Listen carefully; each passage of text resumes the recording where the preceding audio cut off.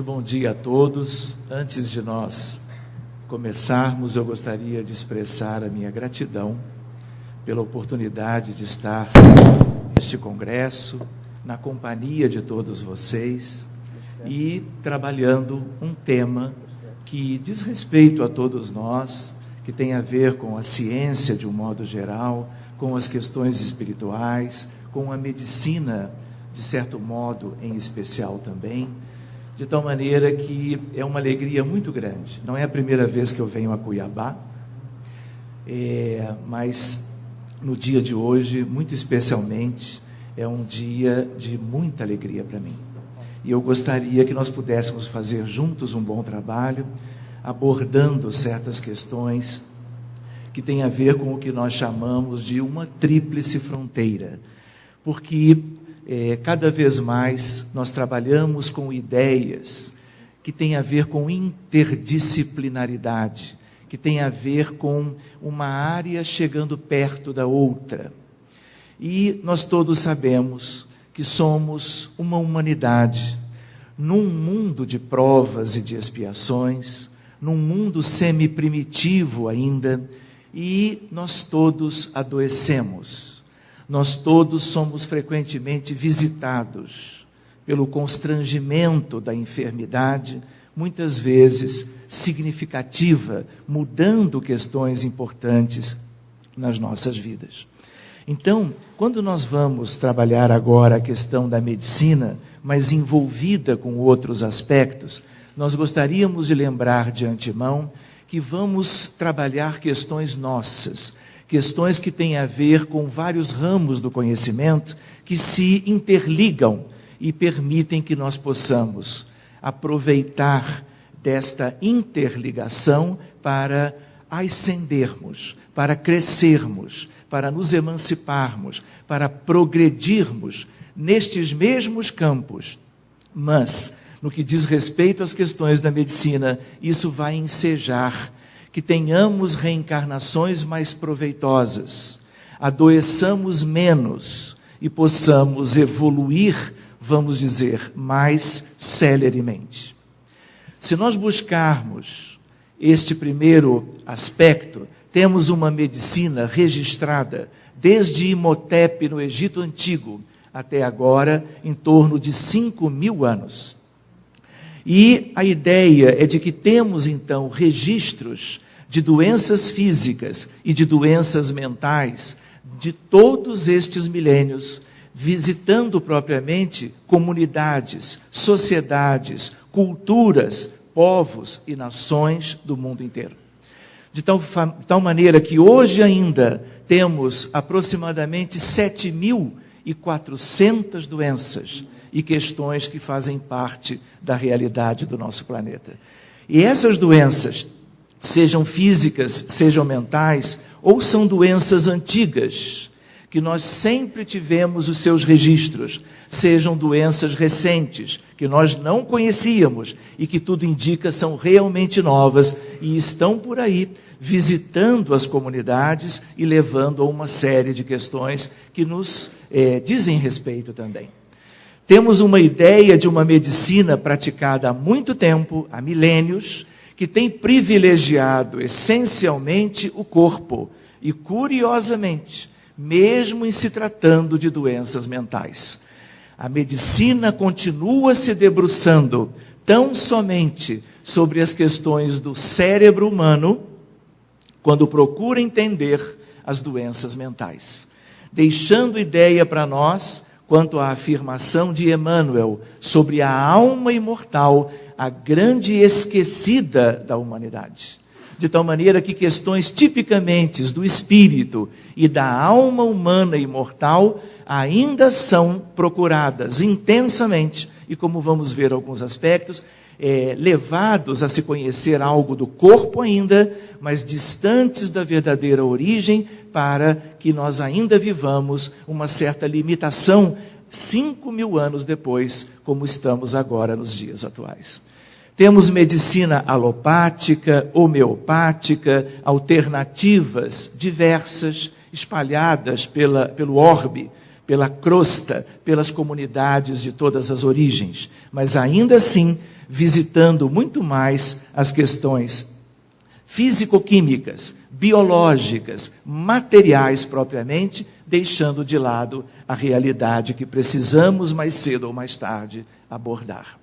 Para que tenhamos apenas uma ideia, doença é algo que tem uma variedade muito grande no cenário imenso da Terra. Encontramos questões as mais variadas, e falo para vocês como médico que sou. De tal maneira que estas fotografias, algumas delas, quase todas, são de doentes nossos, que nós lidamos no dia a dia, e nós não podemos generalizar muito todas as questões envolvidas nas doenças, nos doentes e na medicina de um modo geral. A ideia de que existem coisas que são particulares, mas estas questões particulares que nos ensinam que não há simplesmente doenças, mas o que nós temos diante de nós são doentes diferentes, mesmo que eles possuam uma mesma enfermidade. Exemplo, lúpus eritematoso sistêmico é uma doença, ela tem muitas faces de apresentação. Isso vai depender, o doente de lúpus diferente do outro, de acordo com questões espirituais. E toda vez que temos doenças importantes, essas coisas, nós temos que lidar. A ideia de particularizarmos, como nós vamos ver adiante. Então, nós temos doentes de terapia intensiva, de pós-operatório, de massa cervical tireoidiana. Nós temos doente da doença mais antiga do planeta Terra, que se chama hanseníase, e que antigamente nós chamávamos de lepra. Nós temos ideia de transtornos mentais em que questões espirituais profundas estão aqui ligadas a este senhor, que havia sido, vamos dizer, um exterminador no passado. E hoje é um paciente que nós visitamos, está restrito ao leito e ele tem toda a sua história pessoal, desta vida e de vidas anteriores, como nós já poderíamos imaginar. A ideia de gangrena por diabetes, uma grande epidemia mundial, e os transtornos dos resultados violentos do trauma de guerra, como nessa imagem de uma trabalhadora da Organização Mundial de Saúde no Líbano, a partir de uma grande explosão. Deixando um pouco a medicina de lado, a ideia da física. Todo mundo já ouviu falar numa física clássica e numa física chamada moderna. Esta física moderna foi inaugurada por Planck no dia 14 de dezembro de 1900. Então é algo novo na história da ciência e na história da humanidade. E quando nós falamos em física moderna em qualquer lugar, ou quando nós estamos recém-estudando estas coisas, nós devemos nos lembrar de dois aspectos. São as bases da nova física, ou da física moderna. A chamada mecânica quântica, descrita naquela altura por Planck, o pai da física moderna, e a ideia da teoria da relatividade geral e a relatividade especial por Albert Einstein. Física moderna é esse conjunto de base. E hoje, 100 e poucos anos depois, nós temos diversos desdobramentos. Como vocês até têm ouvido falar, como vamos abordar daqui a pouco, a questão do bóson de Higgs. Vamos adiante, fazendo as nossas considerações.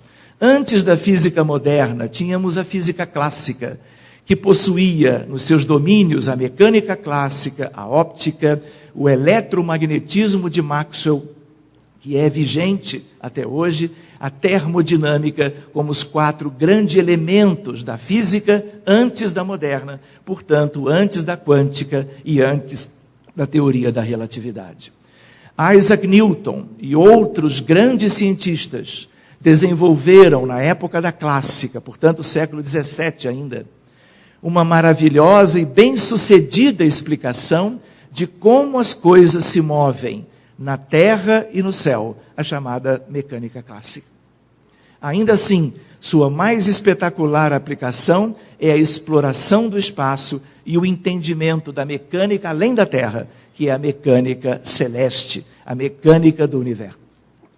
Max Planck, numa fotografia de 1918, Einstein, os dois pais, da chamada física moderna, que precisamos conhecer gradualmente, porque isso vai nos acompanhar em definitivo. Vamos brincar, vamos reencarnar muitas vezes para podermos progredir. E estas questões nós vamos aprender cada vez mais em níveis mais simples da nossa escolaridade terrena. Se nós buscamos as questões espirituais, quando nos referimos a fluido cósmico universal, de Kardec aos dias atuais, Einstein, de certa maneira, se debruçou durante 19 anos da vida dele, procurando a chamada teoria do campo unificado. Nós vamos ver o que é isto. Porque de tudo que se conhece no universo, nós temos 4 grandes forças. A chamada eletromagnética, a nuclear forte, a nuclear fraca e a gravidade ou gravitacional. Para cada uma delas nós temos uma partícula específica que tem a ver com o que nós chamamos partícula de interação de cada campo desses, de cada força dessas 4 que estão em tudo que se conhece da vida universal. Não há nada no universo, na matéria, e poderíamos dizer no espírito, que não tem a ver com estas questões. De tal maneira que Einstein e a ideia dos espíritos, quando nos falavam do campo ou do fluido cósmico universal, nos falavam da ideia de que havia uma força que era a origem destas 4. De onde estas 4 forças derivam, de tal maneira que o bóson de Higgs, como partícula divina, na expressão de Lederman, que ganhou o Nobel de 1988 em física, na verdade, esta partícula festejada pelos seus autores e pesquisadores no 4 de julho agora de 2012, na verdade é evidência em aceleradores de partícula de que esta ideia do campo unificado de Einstein, da força primordial, do fluido cósmico universal, estas coisas estão cada vez mais próximas de serem integradas definitivamente ao conhecimento. Quando nós falamos de física moderna, dizíamos mecânica quântica e relatividade. De tal maneira, a mecânica quântica estudando a dinâmica de sistemas em escala subatômica e atômica, e, portanto, chegando a nível dos elétrons e das nanoestruturas moleculares e cristalinas. Quando olhamos para isto, estamos entendendo, estamos falando de matéria. Mas aqui uma primeira consideração que tem a ver com fronteira. O mundo espiritual, nós dizemos, é um mundo espiritual, mas ele é material. O mundo espiritual é constituído de matéria, vamos dizer, entrosada entre si, através dos seus elementos e suas partículas de constituição, de um arranjo diferente. Por isso nós não podemos perceber. Por isso só os médiuns verificam. Mas ao mesmo tempo é material e faz com que entendamos o livro Nosso Lar. Entendendo a colônia Nosso Lar, que tem estrutura, que tem edificações, que tem todas as suas expressões de natureza, como todas as cidades, postos de auxílio, estruturas diversas que compõem a beleza do mundo espiritual nas suas mais diversas circunstâncias. De tal maneira que quando estudamos a física, que os físicos comuns estudam, outros físicos trabalham com a física das questões espirituais no mundo inteiro, para que estas coisas se tornem ainda mais palpáveis e chegamos com isto, talvez logo ali adiante, à realidade do espírito imortal pelos caminhos da própria ciência humana que vem se desenvolvendo há tanto tempo. Na teoria da relatividade, seja ela geral ou restrita, nós vamos ver a relação entre tempo e espaço, nós vamos ver o estudo de fenômenos com a característica de serem de altíssimas velocidades, se aproximando de 300 mil quilômetros por segundo, que é exatamente a velocidade da luz. Coisa que nós percebemos a nível da matéria e das questões espirituais, na sua mais profunda intimidade. O que vocês acham dessa figura? O que para nós hoje pode ser ainda um certo desafio a ideia de que no futuro nós vamos viver as coisas assim, e vamos ver as nossas crianças de 3, 5, 9, 10 anos se familiarizando com isto cada vez mais cedo. E além dos livros de histórias, os pais e os avós vão contar as histórias da mecânica quântica, como o gato de Schrödinger e umas outras coisas que hoje a gente não vai poder abordar. Nós teríamos muitos assuntos para conversarmos nesta ideia de fronteira, mas poderíamos ressaltar alguns tópicos, não vamos ver todos. Estudos de consciência, meditação e prece, genes saltadores, novidade desse ano. Projeto Genoma Humano, caridade e dopamina, glândula pineal e espiritualidade, neurônios espelho e autismo, reuniões espíritas virtuais.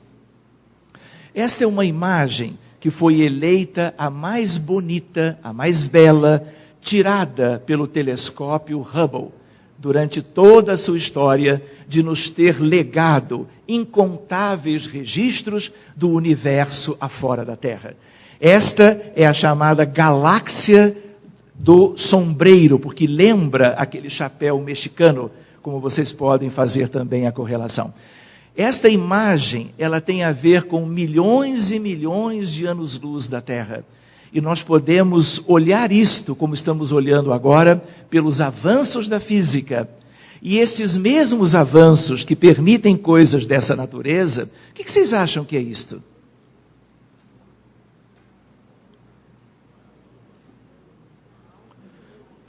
Impensável há 10 anos atrás. Um registro como esse. Vou dar 3 chances a vocês. Lá no Rio de Janeiro, em aula de medicina, quando a pergunta que eu faço é uma pergunta mais difícil, eu prometo bombons para quem acertar. E aí há uma movimentação. E como é livre a opinião, a pessoa diz qualquer coisa no afã de ganhar o bombom.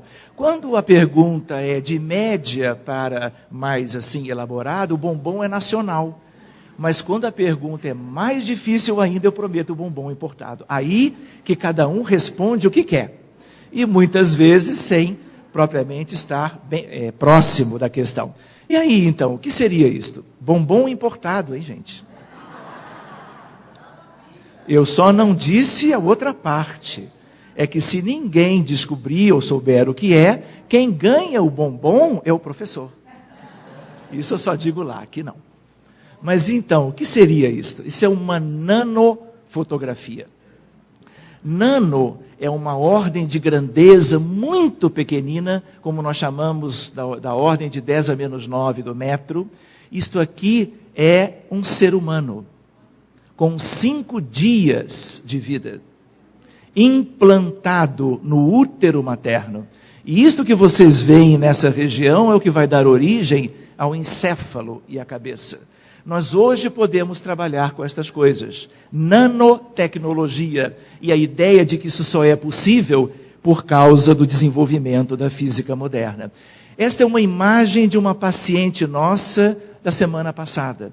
Ela está no Rio de Janeiro investigando um problema pulmonar. E vejam, uma angiotomografia moderna por causa da física, nessa sua interação com a medicina, nos permitindo diagnósticos, simplificando as coisas para que possamos fazer o melhor para o paciente, mesmo diante de um desafio de uma medicina comum e ainda alopática. Uma outra ideia que é da física e que vai ter importância para nós, quantidade de matéria e energia escura. Se nós juntarmos tudo que nós temos no universo, todas as estrelas, todas as galáxias, tudo aquilo que o homem já determinou, nós vamos encontrar menos de 5% do que realmente existe. Ou seja, 95% da massa do universo é constituído de algo que nós não fazemos a menor ideia. Dizermos que isto tem a ver com o mundo espiritual ainda é precoce. Mas O mundo espiritual faz parte disto, desses 95%.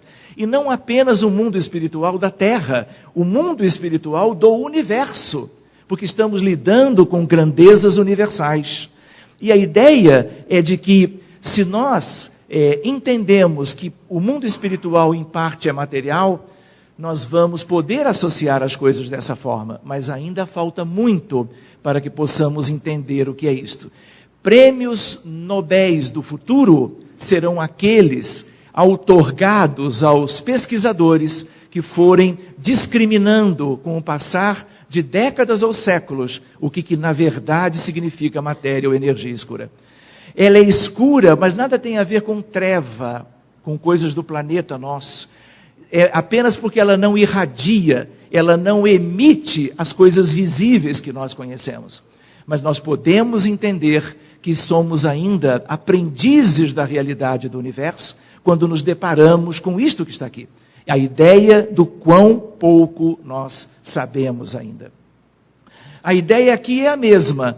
A nossa luz visível, tudo que nós enxergamos, se não somos médiuns, está apenas neste pequeno detalhe de todo o espectro eletromagnético. Mas tudo isto já se conhece, tudo isso já se sabe, mas nós ainda não sabemos outras coisas que carecemos de saber. E vamos utilizando aparatos cada vez mais sofisticados, desenvolvidos pela física, para conhecermos melhor. E aqui um aparelho de ressonância nuclear magnética, que só foi possível ser construído nas bases do conhecimento dessa nova física. De tal maneira que hoje enxergamos o cérebro por dentro quando não trabalhamos com contrastes. Mas se nós utilizamos a ressonância funcional, verdadeiras luzes coloridas se acendem no cérebro humano quando ele trabalha questões da motricidade, do pensamento, da compreensão, da leitura da palavra, do movimento e da sensibilidade. Então, autores hoje do mundo todo, neurocientistas de um modo geral, com os recursos da física voltados para as pesquisas médicas, estão estudando questões que nós vamos examinar algumas de perto. Se nós buscamos a questão dos estudos da consciência, a penúltima edição da Scientific American, que é uma revista de divulgação científica, vamos dizer, mais para o leigo do que para os próprios cientistas, para que a ciência venha a ser conhecida por todos de um modo geral.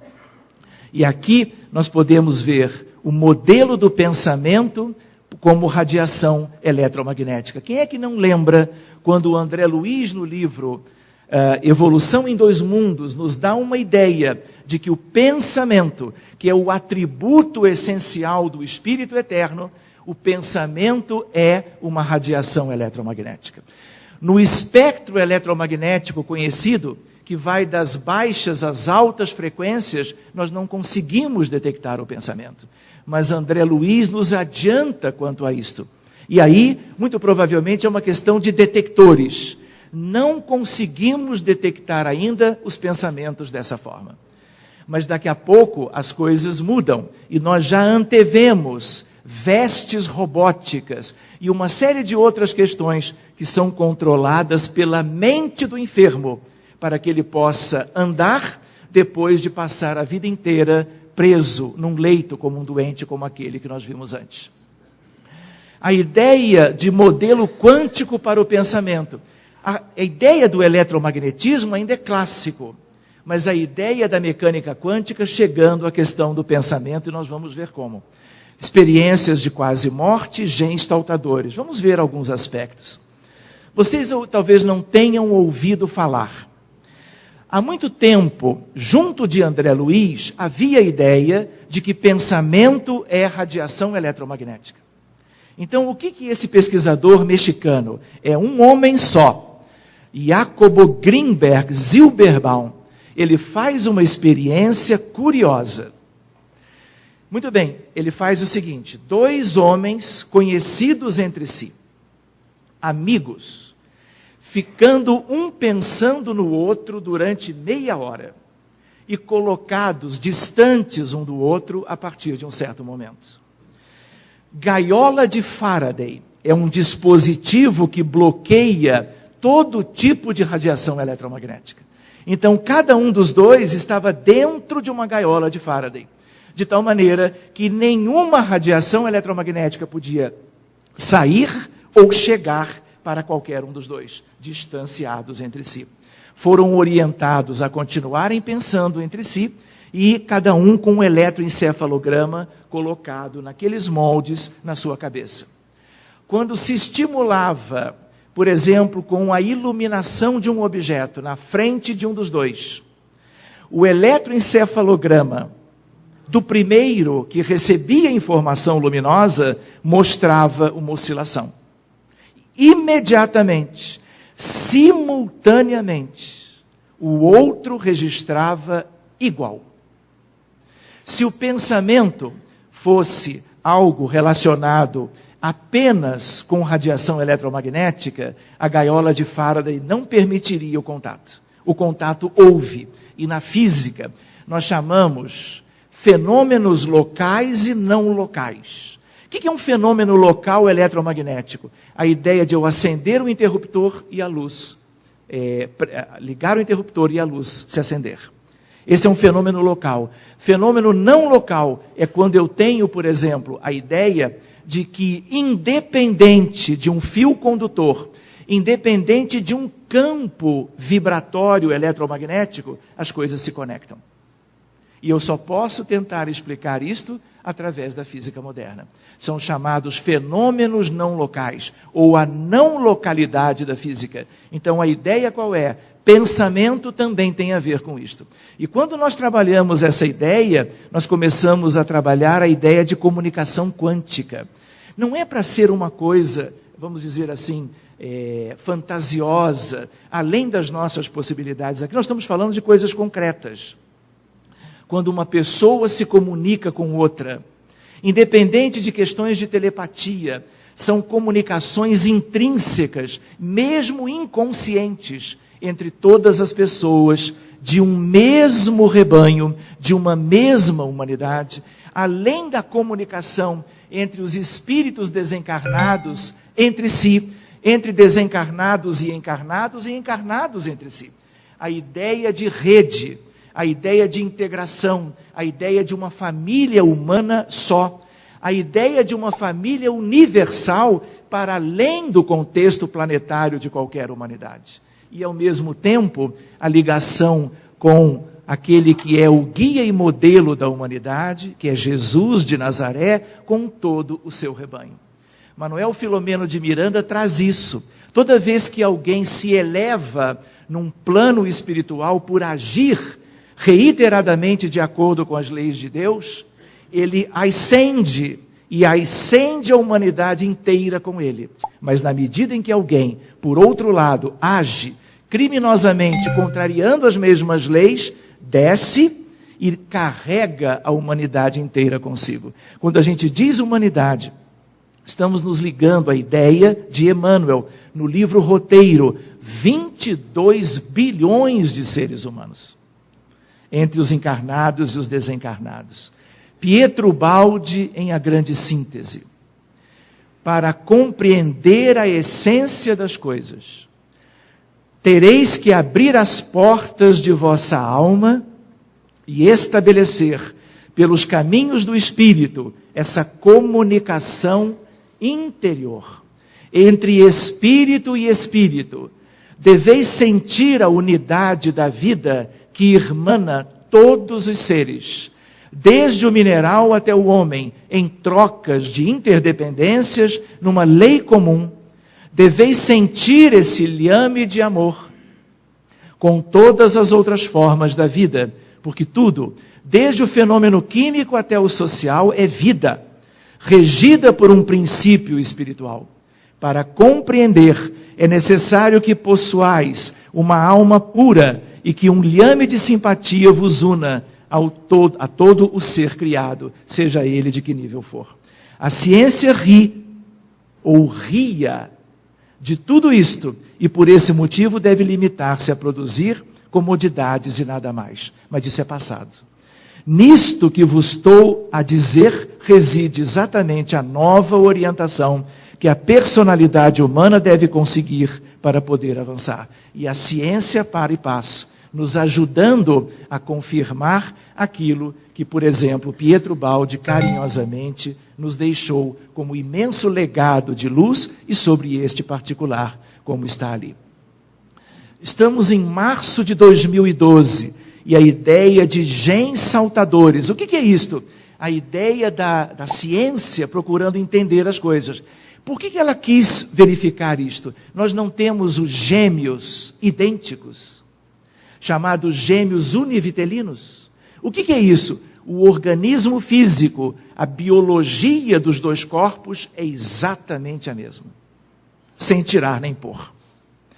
Muito bem, mas todo mundo percebe que cada um é um diferente. Cada gêmeo tem suas características de personalidade que vão se mostrando e se delineando gradativamente. Pois bem, como buscar uma explicação se as pessoas são diferentes, mas o organismo é igual? Tem que haver uma explicação. Nós podemos buscar uma explicação espiritual muito mais simples, mas ainda a ciência, a biologia e a medicina se debruçam sobre isto. Para quê? Encontraram a ideia de um mecanismo genético das células cerebrais, em que os genes vão saltando de lugar e vão permitindo compreender a diferença entre a maneira de ser e a personalidade de gêmeos univitelinos, ou de gêmeos propriamente idênticos. Olha uma outra coisa curiosa, a melhor revista de medicina do planeta Terra, diríamos, publicada no Nordeste americano, em Massachusetts. A ideia de modulação de vontade da atividade cerebral em desordens da consciência. Não é verdade que existem pessoas que têm tumor cerebral, que tiveram trauma na cabeça e tiveram que ficar com uma parte retirada neurocirurgicamente e que perdeu a função e vivem em coma espontâneo, não induzido por remédios, coma espontâneo, entregues a unidades de assistência que lhes mantém vivos, mas em coma profundo, sem nenhuma interação com as pessoas, familiares ou da equipe médica. Muito bem, o que eles resolveram pesquisar usando os elementos da física? Vejam só, a ideia de que quando as pessoas são normais, se você pergunta para ela uma coisa que a resposta é sim, acende nessa região essa luz. Se a resposta for não, acende com uma outra tonalidade, uma outra região. Vocês percebem que esse cérebro não é normal? Olha a falta do lobo frontal, olha a ideia que nós temos aqui de grande alteração da anatomia do encéfalo ou do sistema nervoso em cada um desses doentes, comparando com o que é a imagem normal. Muito bem, os pesquisadores, colocando microfones e alto-falantes próximos aos doentes, perguntando algo como que no ouvido deles, do tipo, o nome do seu pai é João, sabendo o nome do pai e da mãe e todos os detalhes da vida dele. Se a resposta certa é sim, ele não fala, ele não interage, ele mal responde a estímulos dolorosos. E uma área do cérebro dele, a mesma dos normais, se acende. E só pode responder uma pergunta quem tem consciência. O que significa que a consciência, de novo, outro trabalho, este, não está no cérebro. A consciência é extracerebral. Como pesquisas em fenômenos de quase morte, a evidência foi igual. De tal maneira que, comparando, nós vamos ver que mesmo aqueles sem uma parte do cérebro ou com doenças graves, apresentam o mesmo tipo de resposta, sugerindo a ideia de algo além. O que é a consciência? Ela é biológica ou ela é extrabiológica? E aí nós vamos nos direcionando para as questões da alma, para as questões do espírito. De tal maneira que as perguntas foram sendo reiteradamente feitas e as respostas de alguns pacientes deixaram claro para os pesquisadores que nós temos que estudar mais, para podermos compreender, afinal, o que é a consciência. Essa outra revista é a segunda melhor revista no mundo de medicina, essa é inglesa. Experiências de quase morte em sobreviventes de paradas cardíacas. E o que se evidenciou isso resumidamente? A ideia de que nos fenômenos de quase morte as pessoas têm um tipo de consciência integral, se lembram das suas experiências durante esta vida, se encontram com aqueles seus antepassados que já não faziam ideia onde estariam e conversam demoradamente com eles e depois eles têm que voltar para o corpo. Enfim, por exemplo, cegos de nascença, nunca viram nada do mundo. Nos fenômenos de quase morte, eles enxergam. E enxergam como nós enxergamos, sugerindo que as vias ópticas, a visão que se entendia como uma questão tipicamente cerebral, neurológica, ela é extracerebral também. São questões para nós refletirmos. Neurônios espelho, uma das doenças mais intrigantes da medicina, a questão relacionada ao autismo. Doença mental, doença psiquiátrica grave, infantil ou juvenil, com transtornos em geral para o resto da vida. Existem abordagens as mais variadas para minimizar o sofrimento dessas crianças, mas como não conhecemos as causas pela medicina comum, e vamos buscando as causas espirituais e procurando tratá-las e removê-las, as coisas têm mudado. Mas pelos caminhos da ciência, olha uma ideia novíssima. Se nós, vamos dizer assim, pegamos numa banana, pode ser um macaquinho também. A ideia começou com os primatas. Uma determinada atividade cerebral se dá, mas quando ele vê, sem tocar, a mesma banana, uma atividade cerebral análoga se dá. Então existe todo um sistema espelho nos seres humanos que pela física nova nós podemos pesquisar. Isto tem a ver com migração de estímulos. E por que neurônios espelho? Por causa dessa ideia. Se nós formos buscar a importância dos neurônios espelhos nessa questão fisiológica humana, são eles que permitem a imitação e o aprendizado. E as pessoas que são autistas têm grandes dificuldades em repetir e aprender com os outros o que os outros fazem. E vão se isolando progressivamente. E vão vivendo num mundo particular. E nesse mundo particular não interagem e acabam se tornando doentes da maior gravidade. Então, questões que são dos neurônios espelho. E agora nós já sabemos. Olhem que coisa curiosa, para que vejamos melhor. Se um examinador, ele é Meltzoff, 77. Se ele põe a língua para fora, na frente de uma criança, a criança, ou muitas delas, fazem o mesmo. Se ele abre a boca, a criança olha e abre.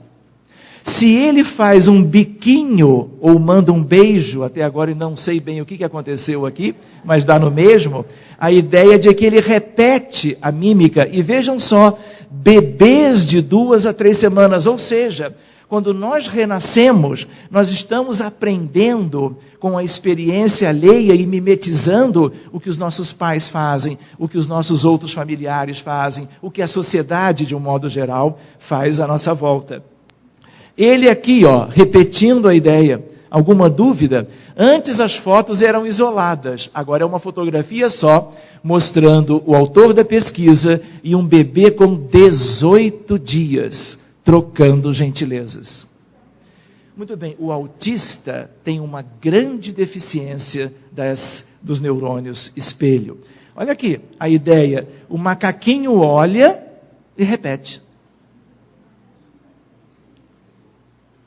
Abrindo a boca, ele abre a boca, ele abre depois.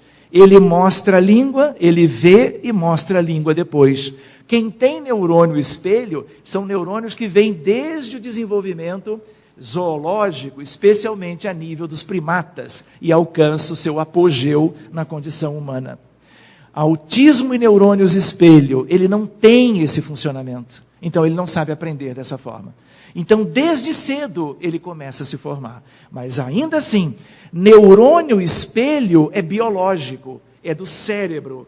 Então, isso é consequência e não causa. Nos olhos da medicina, da psiquiatria, essa é uma vertente para entender a causa, mas ainda ela é material. E nenhum autista, como nenhum doente mental de qualquer enfermidade, será doente mental por questões simplesmente genéticas ou neuronais. A genética e os neurônios, e os dois juntos, vão a reboque, vocês sabem, do espírito imortal. Tudo começa na realidade espiritual. Isolamento social, pobre contato visual, problemas de comunicação, falta de empatia, todas essas coisas são típicas do doente autista de uma maneira geral, e a ideia é de que tudo isto está se relacionando cada vez mais com a ideia dos espelhos. Não vamos ver com detalhes para podermos ver outras coisas. Uma vez que os neurônios espelho parecem estar envolvidos na interação social, disfunções poderiam explicar alguns dos sintomas observados do autismo. O isolamento, a falta de empatia e a ideia de que estão se mostrando através de estudos que indivíduos com autismo mostram falta de atividade desses neurônios em várias regiões do cérebro. A questão é se alguma forma existe de restaurar essa atividade, para que mesmo havendo uma contrapartida causal espiritual, tratando o efeito, nós possamos ter o benefício.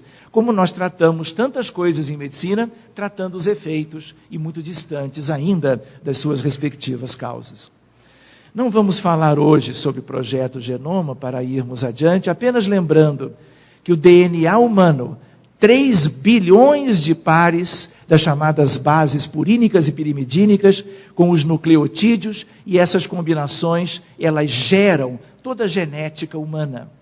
O genoma humano é um projeto de vários países, caríssimo, para que nós tenhamos ideia de todo o contexto genético da criatura humana, e a gente vê que esse genoma, para qualquer um de nós, ele tem 99,9% de identidade. Ou seja, se nós formos analisar de nós todos temos quase 100% tudo igual na nossa base genética, e apenas 0,1% trariam todas as variações. E dentro dessas variações, as pistas de muitas das doenças genéticas ou não. Portanto, a ideia de que por trás de apenas 0,1%, nós temos as questões do espírito, que são as questões relacionadas às causas dos problemas humanos, no âmbito dos problemas em geral e das doenças também em particular.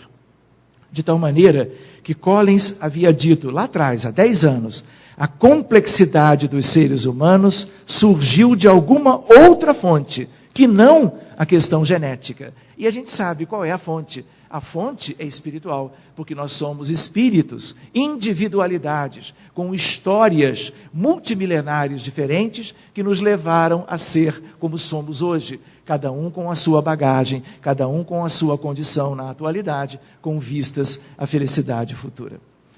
Muito bem, se vamos buscar o livro Missionários da Luz, ele vai falar sobre a glândula pineal ligada à mente. E aí nós vamos ver, não se trata, Alexandre dizendo, não se trata de um órgão morto, com velhas suposições, dizem, como se fosse apenas vestigial. É a glândula da vida mental. Ela tem a sua localização no cérebro. E ela, na verdade, vem sendo avaliada mais recentemente, nos últimos 50 anos, e a ideia de que ela é uma glândula endócrina relacionada a todas as outras glândulas endócrinas nossas, de tal maneira que nós vamos vê-la como um transdutor neuroendócrino. E hoje se sabe, por ressonância nuclear magnética funcional, que se nós colocarmos, vejam a experiência diferente. Vocês imaginem médiums de psicofonia ou de incorporação. Fazemos o seguinte experimento, prece de abertura. Atividade mediúnica em que o espírito vem e se comunica através daquele médium. Aquele médium se deita e entra na ressonância. Ele entrou antes de estar mediunizado, e aí nós mapeamos o cérebro.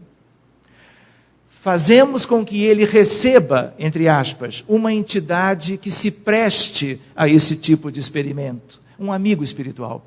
E aí, o que acontece com o cérebro da médium, em termos de ressonância funcional?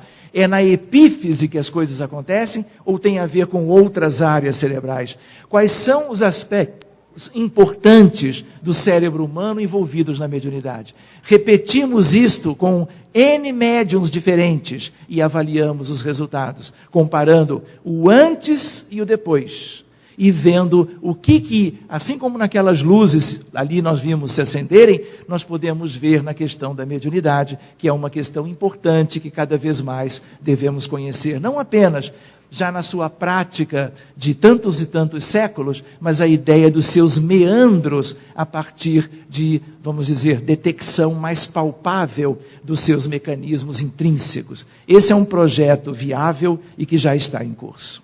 Se vamos ver no mundo maior, nós vamos ver a ideia de uma descrição lá de 1947, quando o livro foi publicado, a ideia de 3 cérebros num só, e o autor dizendo, é o órgão sagrado das manifestações da mente ou do espírito, em trânsito da animalidade primitivista para a espiritualidade humana. Trata-se de Calderaro, as 3 regiões da vida cerebral, as dos impulsos, a da experiência e a mais alta, a das aspirações superiores. E hoje nós já temos ideia, a partir de estudos mais recentes, na Universidade Yale, a ideia de um cérebro trino, os 3 cérebros, e este foi o principal pesquisador. E a ideia de publicações dele, mostrando uma característica em 68, que pela mediunidade de Chico Xavier, aquilo nos foi trazido décadas antes. Evolução em 2 mundos, uma questão interessante para nós. Da física também. Fótons, nós sabemos o que são. São as partículas inerentes a todo tipo de radiação eletromagnética, seja a luz visível, sejam os raios cósmicos, seja o raio-x, seja o micro-ondas dos fornos de nossas casas. A ideia, tudo é radiação eletromagnética neste particular. Todos eles têm os seus fótons respectivos. E a ideia de que há algo análogo, são os biofótons, que estão nas células vivas. Eles são muito fraquinhos no espectro do micro-ondas, mas eles têm uma ideia de um feixe coerente, como se fosse o laser. E isso tem importância nas nossas células, porque elas têm a ver com a integração entre as células entre si, e todas as células com a mente humana, de tal maneira que o que pensamos tem reflexos no corpo. E a ideia de uma integração entre espiritualidade, questões do espírito imortal reencarnado e a questão também da vida celular, onde também tudo acontece e onde também as doenças podem surgir. E a relação da consciência com o organismo físico. Isso está no DNA do núcleo de todas as células. E esse é o autor, William Tyler, de Stanford. E a ideia de mostrar a existência dos tais biofótons. E os bióforos estão nas células. E nós vamos ver em André Luiz a mesma ideia. Através deles, em unidades de força psicossomática, que atuam no citoplasma, projetando sobre as células e, consequentemente, sobre o corpo, os estados da mente, que estará a mente enobrecendo ou agravando a própria situação, de acordo com a sua escolha de usá-la para o bem ou para o mal, com reflexos em si mesmo, não apenas no seu próprio espírito, não apenas no seu perispírito, mas através desses minúsculos complexos na vida celular, alterando propriamente a biologia de cada célula individualmente e dos órgãos e sistemas de um modo geral. Querem ver um exemplo de bióforos? Publicação num jornal importante, uma revista de psiquiatria, Depressão e Doença Coronária. Para vocês terem uma ideia, quando se fala aqui doença arterial coronariana, é o infarto do miocárdio, que é o protótipo da doença grave por entupimento das artérias coronárias, como todos vocês ouviram falar. Muito bem, se nós trabalhamos numa unidade coronariana, onde os doentes dessa patologia se internam, nós identificamos uma coisa curiosa, e ali o artigo confirma. As pessoas deprimidas têm mais infarto do que as pessoas da população não deprimida. E é uma diferença importante. Por que que as pessoas deprimidas fazem mais infarto? Ninguém sabe ainda, mas uma hipótese é a hipótese da relação entre a vida mental e a vida celular, agora a nível do coração. Mas uma outra questão que se evidencia nas unidades coronárias, eu trabalho numa delas, a ideia de que se eu pegar 100 pacientes infartados e observar dentre eles os que são deprimidos e os que não são, os que são deprimidos morrem muito mais pelo infarto do que os não deprimidos. Sugerindo essa relação mente e corpo, espírito e matéria, e cada vez mais nós temos que cuidar dessas questões. De tal maneira que funções cerebrais superiores relacionadas à religião e estados místicos. Então, há um substrato neuropsicológico em exames de imagem, identificando o que acontece quando a pessoa ora, quando a pessoa medita, quando a pessoa se emancipa do ponto de vista espiritual. De tal maneira que essas funções cerebrais superiores vão criando, em verdade, um cérebro místico. A ideia de que a pessoa mística, usando esta palavra para denotar a pessoa que se liga às realidades espirituais de uma determinada maneira, ela vai desenvolvendo um cérebro diferente, a partir da sua diferença espiritual em relação ao restante da comunidade. Querem ver uma outra coisa recente? Obrigado, senhora.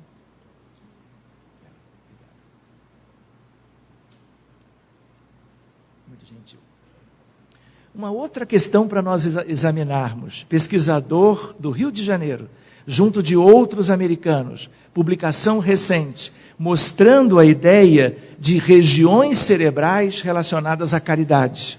Quando alguém gera um gesto altruísta, quanto mais despojado franciscano, eu diria, ele é, mais evidências nós temos de que há uma contrapartida cerebral no gesto da doação. Quando é uma doação esperando uma retribuição de volta, não acende nada. Eu não poderia dizer isso deixando esse comentário de lado. Não é verdade? Não é assim? Dai de graça o que de graça recebeste, que a mão direita não saiba sobre a mão esquerda. Jesus já não ensinava assim há 2000 anos? Pois bem, a ideia de, através de recursos novíssimos, essas coisas poderem estar relacionadas ao que nós já tínhamos conhecimento. A ideia da casa mental de Calderaro, eu não vou abordar. Constituição tríplice do ser humano. A medicina trabalha com o corpo, mas cada vez mais nós temos que buscar a alma imortal e a ideia do perispírito, mas não apenas o perispírito na sua contrapartida astral ou astralina, que tem a forma humana, como está ali, mas os diversos corpos relacionados ao perispírito e à mente espiritual, como vamos ver. Aqui são apenas algumas reflexões que tentam enfeixar algumas ideias relacionadas a trabalhar na questão da medicina da alma, de uma medicina mais espiritualizada. Lembrando que esse item medicina da alma é algo que tem a ver com desobsessão, tem a ver com fluidoterapia, com visualizações terapêuticas e uma série de outros subsídios. Existem os principais, acreditamos, e existem aqueles mais secundários. Mas algumas reflexões, já pensando no nosso tempo. Será que nós poderíamos pensar assim? Vamos imaginar o lúpus, vamos imaginar a hanseníase, vamos imaginar o diabetes mais grave, que é uma grande epidemia no mundo hoje em dia, e outras tantas questões que estão por aí afora e estão aqui conosco, bem pertinho também. Gênese das doenças.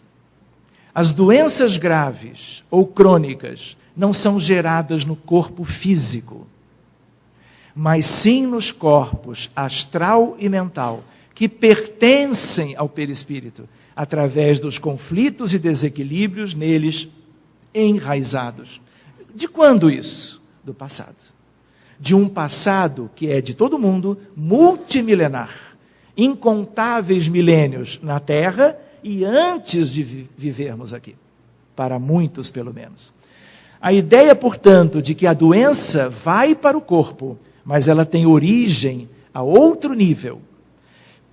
Gênese, precipitação das doenças, os conflitos e desequilíbrios gerados nos corpos mais altos, que são aqueles, tendem a ser expulsos para os corpos mais baixos, do corpo mental para o astral e do astral para o físico. Há vários níveis diferentes e com gravidades diferentes.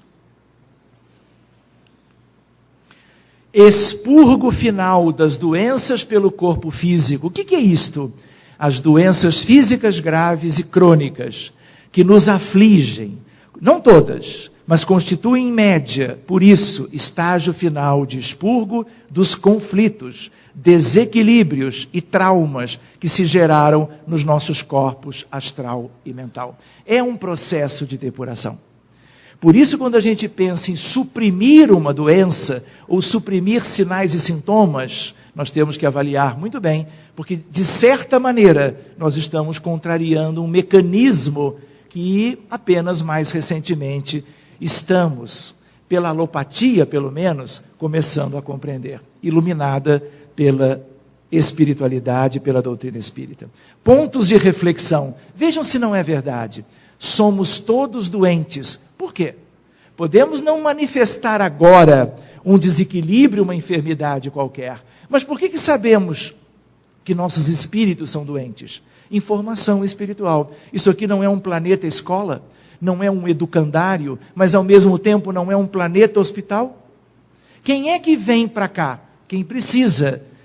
A gente, quando vai, por exemplo, numa cidade famosa para conhecer a cidade, a gente não vai no hospital da cidade. Nós vamos, por exemplo, a Paris, nos lugares que todo mundo gostaria de conhecer, o Museu do Louvre, a Torre Eiffel e assim por diante, não é verdade? Nós não vamos ao Hospital de la Salpêtrière, nós vamos aos lugares belos, conhecer a Cidade-Luz. Pois bem, aqui é a mesma coisa, o universo é o universo divino, cada vez mais lindo na sua condição cada vez melhor conhecida. Mas a Terra não é propriamente exemplo da vida universal, é o contrário. É assim, olha, vamos reunir os enfermos e vamos fazê-los reencarnar no planeta Terra. Somos nós. Então estamos lembrando questões úteis para nós também. Se não adoecemos ainda, adoeceremos amanhã. Alguém tem dúvida? Podemos passar 1 ou 2 ou 3 vidas sem adoecermos de gravidade. Mas quando chegar a hora do expurgo, a hora de certas manifestações ocorrerem, estaremos melhor preparados e a providência divina e os seus executores nos auxiliarão no processo. Então essa é uma questão. A intensidade e a persistência envolvidas nos distúrbios energéticos, emocionais e mentais, resultantes, vejam só, dos pensamentos e atos elaborados e vivenciados no pretérito e ou no presente, e que são contrários às leis divinas e ainda não eliminados, são os 2 fatores-chave, intensidade e persistência, que determinam a gravidade de uma doença. Por isso que, no exemplo do lúpus, existem doentes lúpicos e doentes lúpicos. Uns têm uma manifestação, outros têm uma apresentação clínica completamente diferente. As causas que subjazem a formação de uma doença são muito diversas e muito personalizadas. Por isso não há propriamente doenças, mas sim doentes, mesmo com a mesma doença. O tratamento de uma doença por via físico-química, portanto, medicamento, farmacologia, fármacos, procedimentos ou cirurgias, só é possível ou exitoso quando ela já se encontra na sua fase final de expurgo pelo corpo físico, porque senão ela vai recidivar, ela vai voltar depois. O tratamento de uma doença, desse modo, ataca as consequências visíveis, mas não as causas. Se as causas se mantiverem, a doença se manifestará com outra apresentação, ou com a mesma, mais adiante ou em vida futura. Não é natural que se conceba assim? O essencial, portanto, é a cura interior definitiva, e essa não se obtém por via material, mas somente com determinação e esforço próprio. Quais seriam os procedimentos que nós poderíamos utilizar? Existem as medicinas, alopática, homeopática, remédios, cirurgias, catéteres que desobstruem as artérias coronárias. Processos de energização direta com o doente presente, acupuntura, do-in, shiatsu, visualizações, florais de Bach. Estamos apenas lembrando mecanismos interessantes para nos dedicarmos a conhecer. E a fluidoterapia espírita, passes e outras questões. Indireta, sem a presença do paciente, através da prece intercessória e das irradiações. Objetivos da energização visam recompor órgãos e centros de força afetados, permitindo a reposição e o reequilíbrio energético do paciente. Podem curar, mas tal depende da situação kármica do paciente e da sua fé e, portanto, da capacidade de assimilação.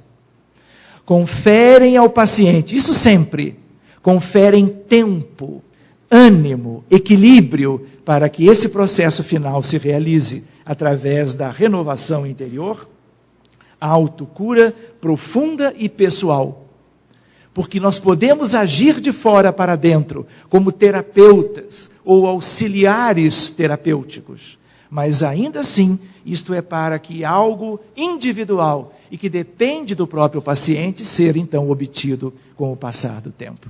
Tem por isso sempre complementos com a educação espiritual. De tal maneira, uma medicina mais ampla. Aceitar, vigiar e construir. A aceitação do passado é trabalho interior. A aceitação do passado kármico e dos seus reflexos no presente. Aceitação no sentido de resignação, mas não é algo passivo, é ativo ou proativo. Vigilância do presente, para que tenhamos a substituição gradativa dos vícios pelas virtudes, educação dos sentimentos, e possamos construir o nosso futuro. O que significa aceitar? Aceitação ativa das condições de partida, quando nós chegamos à Terra de novo, quando nós reencarnamos, corpo e condições de nascimento. Mas também a aceitação ativa dos eventos da vida, o que nos sucede no decorrer das décadas em que nós vivemos na Terra. Princípios bases de aceitação das crises. É condição indispensável para superar. Se eu não aceito, eu me revolto. Se eu me revolto, eu não consigo superar. Eu me mantenho estagnado no processo. A vida que hoje temos, fomos nós que as forjamos em vidas anteriores. Somos os herdeiros de nós mesmos, não é verdade? Devemos saber que a vida é uma sucessão de provas, feitas carinhosamente à nossa medida, para nós, individualmente, naquele estágio evolutivo e naquela situação específica, postas no nosso caminho para que as possamos ultrapassar. Não transformemos essas provas em expiações, porque aí nós vamos nos dificultar a libertação espiritual. E aqui temos um monge budista dizendo: viver as experiências que a vida nos oferece é obrigatório. Sofrê-las ou aproveitá-las é uma opção individual. Vigilância do presente, a nível do corpo mental, reto comportamento moral na conduta diária e aceitação combativa das crises. Obediência aos princípios fundamentais de relacionamento com o próximo. Respeito aos valores da vida e à Mãe Terra. Desprendimento dos apegos ao mundo. Estar no mundo, mas não ser do mundo. Todos vocês têm essa ideia de reflexão. pensar e agir na verdade, beleza, justiça, serenidade, amor e perdão. Isto a nível do corpo mental, a nível do astral, que tem uma frequência vibratória, hoje se sabe, muito mais baixa, porque mais vizinho do corpo físico. Indiferença perante os ataques alheios e integridade nas respostas que damos às crises e às circunstâncias e desafios. Controle de reações mecanizadas e libertação de todos os preconceitos. E a nível do corpo, equilíbrio nas 4 formas de alimentação correspondentes aos 4 elementos: terra, água, ar e fogo. Comer, beber, respirar e absorver radiação cósmica. Construção do futuro. Falamos de doenças, mas qual é a nossa maior doença, na verdade? Reflexão também. A nossa maior doença é a vida física, é termos corpo. Quem não tem nada para adoecer, não volta. Está livre, não tem corpo. Ele tem corpo espiritual ou perispírito, de maneiras variadas de acordo com a sua ascensão moral. Mas a ideia, não nos esqueçamos, o único propósito de reencarnarmos é não reencarnarmos. É o único. É o pilar dessa história. Então, se nós não envidarmos esforços conscientemente para estarmos trabalhando isso e nos libertarmos daquilo que os orientais falam, a roda das reencarnações, nós vamos continuar voltando aos hospitais da Terra, aos educandários humanos, para que tenhamos a ideia das questões dos valores, porque tudo isso se prende aos nossos valores. Nós estamos saindo de um materialismo desenfreado e inaugurando a era do Espírito, e é nessa oportunidade, que pode durar ainda incontáveis milênios, é que nós vamos fazer, vamos dizer assim, a etapa mais linda de todo esse processo evolutivo. E é dessa doença que nós temos que nos libertar. Mas aí 2 posturas possíveis, diríamos. A primeira é passiva, é a de vítima, tipo, torna-nos reféns do nosso passado, dizendo, eu sou hoje o resultado do que fui no passado, a herança, nada posso fazer. É a inércia, é a estagnação, é a passividade, é uma resignação improdutiva. Porque quando a espiritualidade sugere, desde incontáveis séculos, a questão da resignação, não é a passiva, é aquela que nos leve a fazer o que nós ainda não havíamos feito. De tal maneira, a primeira é passiva, é a de vítima, torna-nos reféns do nosso passado. A segunda é ativa, diríamos, é a do guerreiro da luz. Torna-nos construtores do nosso futuro. Diz-nos, eu tenho de começar a ser hoje o que quero ser no futuro. Se eu sou hoje apenas o que sou, isso se prende a mim mesmo tão somente e aos meus erros do passado. E à minha inércia evolutiva. Mas o que eu quero ser no amanhã depende daquele passado, mas depende importantemente do que vamos fazer hoje e para o futuro. E aí nós buscamos uma outra ideia de um poeta brasileiro, pouco conhecido, chamado Fernandes Mendes Viana. Vejam que lindo, ele já de uma certa idade. Já não tenho mais tempo para errar. E a energia que ainda me sobra, não posso despender a repetir o que fui. O que vocês acham que é isto?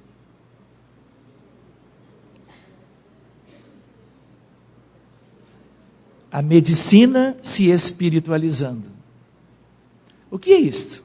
Uma equipe cirúrgica, cirurgião principal, auxiliar, instrumentador, anestesista, auxiliar de anestesista e por aí adiante. O que eles estão fazendo? Eu vejo isso todos os dias. Orando antes de uma cirurgia cardíaca. Pedindo ao alto a proteção divina, a proteção dos espíritos superiores, a espiritualização, ou eu diria para muitos deles, a influência das luzes do espiritismo cristão para estas equipes. Mas o que eu gosto às vezes de lembrar com as pessoas, os amigos, é a ideia de que muitas vezes eu vejo isso acontecer em pessoas ou com pessoas e profissionais de saúde de outras crenças, que não têm a menor ideia de coisas lindas que o Espiritismo nos ofereceu e nos oferece de hoje para o futuro. Não é verdade? E aí nós vamos ver a fé movimentando recursos espirituais a bem dos seus pacientes, para o êxito dos processos terapêuticos, especialmente nesse caso, em relação à cirurgia. De tal maneira que isto está como que andando pelo mundo inteiro. Se vocês entrarem em lugares de divulgação, se vocês entrarem em redes sociais, esta imagem está percorrendo o mundo inteiro. E o número de pessoas, se eu falar do Facebook, o número de pessoas que curtem, o número de pessoas que compartilham é imenso no mundo inteiro. Porque nesse mundo aí afora, nós temos também pessoas que olham a imagem e dizem: ah, que coisa linda. Independente de como lidam objetivamente com as questões espirituais. Só de imaginar uma equipe unida, de mãos dadas, vamos dizer assim, olhando para baixo, em atitude reverente à vida superior e se colocando como meros instrumentos, humildes instrumentos, nas mãos dos espíritos superiores. De tal maneira que são coisas que vão nos acompanhar numa medicina espiritualizada para o resto da vida. Uma curiosidade para nós terminarmos: as coisas da física nos levaram aos computadores. Os computadores nos levaram também à internet e aos mecanismos de aproximação entre as pessoas. Existe doutrina espírita praticamente no mundo inteiro, talvez um pouco menos ou muito menos na Ásia. Mas na Oceania nós visitamos muitas vezes, em todos os países ou quase todos os países, mas existem grupos que são pequenos, grupos que são familiares e são ótimos, mas que desejam às vezes ajudar em certos sentidos e eles não têm equipe. Então hoje, através do Skype, nós podemos interligar atendimentos. Esse aqui, para que vocês tenham uma ideia, é em Copenhague, na Dinamarca.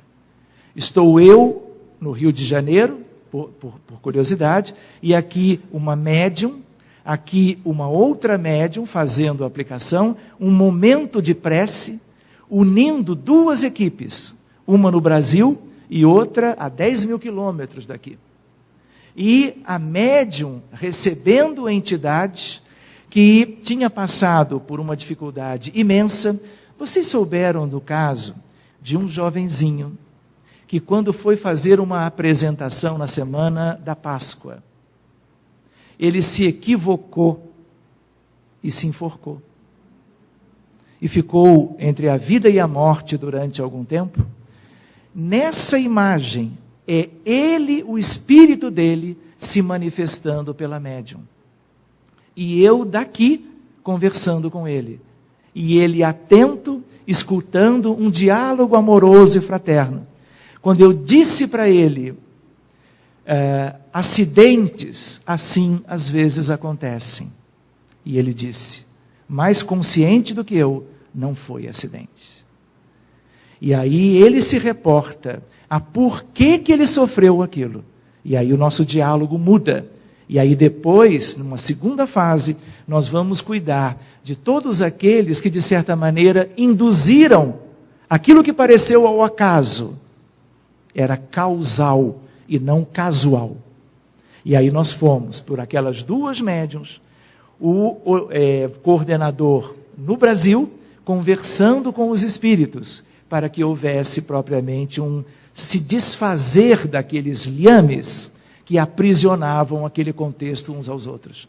Que para que um pudesse se libertar, mesmo desencarnando como desencarnou depois, ele pudesse ser levado para regiões mais altas, mas aqueles seus perseguidores também, que eram vítimas suas do passado.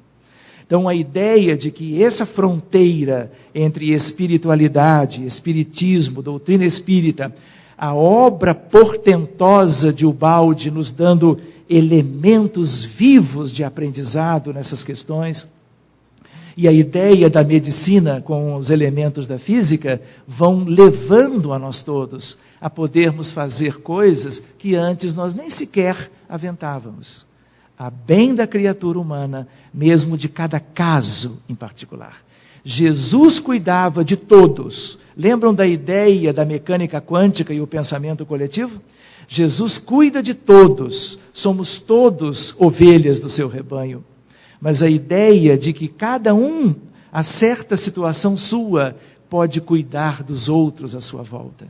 E a ideia do amor, do cuidado, da atenção, do carinho, da ternura, do acolhimento, todas estas coisas o balde nos trouxe. Todas estas coisas Jesus nos trouxe. E cada vez mais avenidas de conhecimento, janelas de iluminação do nosso mundo interior vão nos permitindo avançar e trazermos o melhor para a nossa própria situação pessoal, para a situação coletiva e para a nossa humanidade. Finalizando, buscando Kardec, as ideias religiosas, longe de perderem alguma coisa, se engrandecem caminhando de par com a ciência. Não é verdade?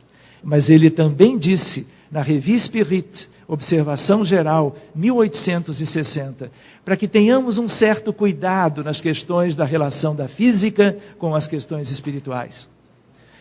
Só que aqui ele não sabia, porque ele não foi contemporâneo da física moderna.